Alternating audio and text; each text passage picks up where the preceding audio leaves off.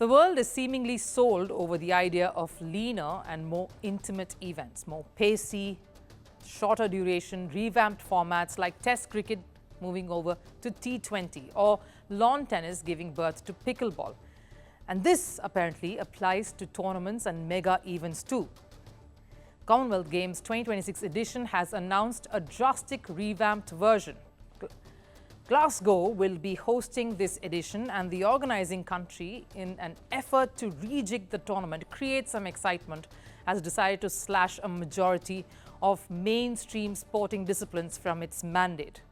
Here is their reasoning. They want it to be more financially viable. They only have 4 venues, so they can only accommodate certain number and certain kind of sporting disciplines. And they feel with a smaller, more compact event, they will be able to boost viewership further. So what led to this? Why a mega event like Commonwealth Games has come to compromise?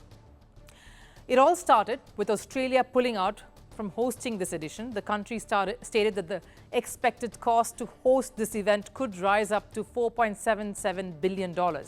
After seeking a new host city for months, Glasgow was finalized, but the biggest concern, of course, remained the cost. Birmingham, the host city of 2022 Commonwealth Games edition, endured a cost of around $962 million.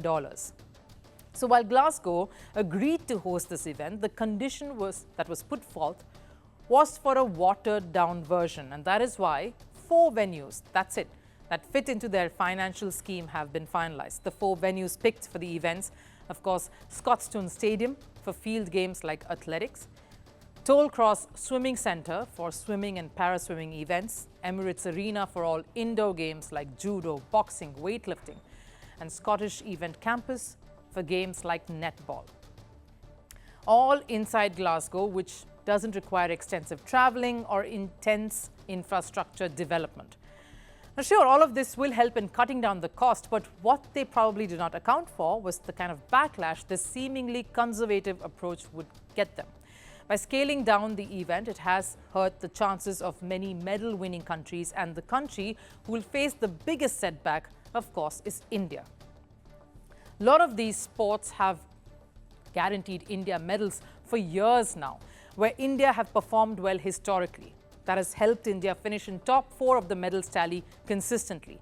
Yes, cricket was only included last year through the women's category. It still was a medal hope for India, where they narrowly missed out on a gold. But prominent voices in India's sporting fraternity did not hold back once this announcement came through.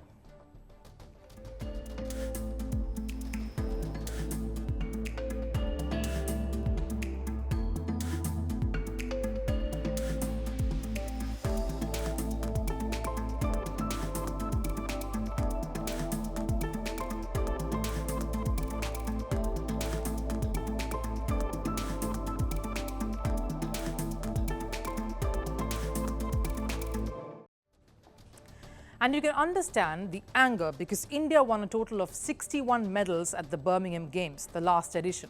Some of the major sporting disciplines where India won medals have been eliminated.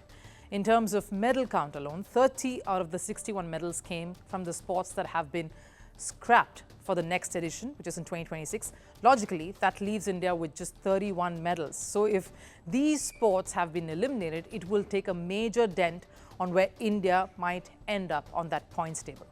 So if these sporting events weren't there at Birmingham Games, for example, how would that points table, which India ended up being 4th at, look like?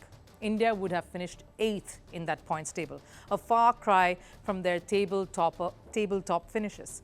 So which countries benefit then from this move? Countries like Australia and England remain unbothered. They'll continue to compete for the top 2 spots, as the removal of these events don't really impact their medal-winning chances. Nor will Canada be affected much, whose primary medal-winning events include swimming, cycling, netball, and athletics have been retained. But given track and field events will continue at the 2026 Games unhindered, Nigeria, Jamaica and Kenya will have a chance to finish in the top 10.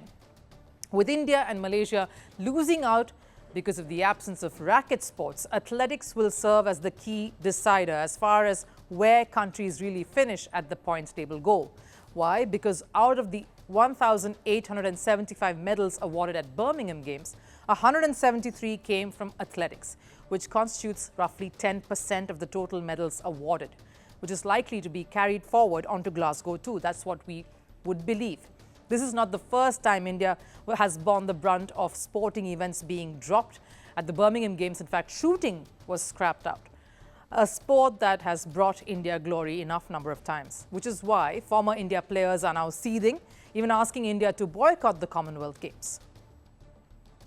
I'm deeply appalled and disappointed by the decision to exclude badminton from the 2026 Commonwealth Games in Glasgow, a judgment that appears aimed at stunting the progress of nations like India.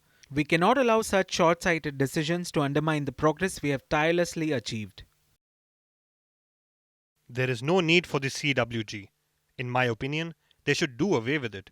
It is better to organize the Olympics and the Asian Games than the CWG. I feel strongly we shouldn't send out a team for the CWG. It is not required. Of course, the biggest setback will be felt by the athletes, many of whom were preparing for that Commonwealth Games edition. Some of them who even started their journey after the 2022 Birmingham edition. Many who were hoping to change the color of their medals from past events. At times when Paris included sports like breaking, Los Angeles is including cricket at the Olympics. Is the Commonwealth Games decision to cut down the scale of the competition a little regressive?